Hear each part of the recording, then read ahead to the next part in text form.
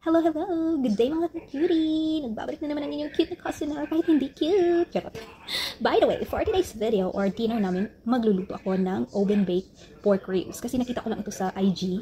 Kasi na-intrigue ako no, kung anong lasa. Kasi napakasarap ng itsura niya nung pag-bake. So, para siyang very creamy na tender na basta masarap talaga siya guys. So, gagayahin natin yun and ipapakita ko sa inyo kung ano yung mga ingredients at saka paano siya lutuin. Very easy lang naman. So, let's go!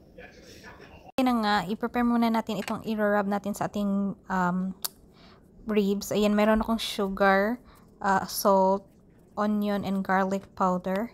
And meron din akong paprika. Yan lang yung ingredients. And also black pepper. And halo-haluin lang natin siya ng mabuti. Ayan. Set aside muna natin yan. And eto na yung ribs natin. Hihiwain ko sana siya pero hindi na lang. Buo na lang. Mas maganda yun. And pinunasan ko siya ng paper towel. Minute ko na lang yan dyan kahit nagsasalita ako guys. Kasi medyo maingay yung aking background. So ayan. Pag ganyan na yung tuyong-tuyo na siya, pwede na nating gawin or i-rub yung ating ginawang mga mixture kanina o yung mga seasonings. Ayan. I-rub and massage natin siya ng kaunti, no? So, ayan. Kung meron kayong brown sugar, guys, mas maigi. Wala kasi akong brown sugar. White lang yung available. So, pwede na rin yun.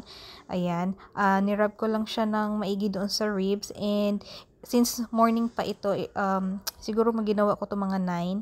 So, i-oven ko siya later around 3. So, ayan. Ito na siya.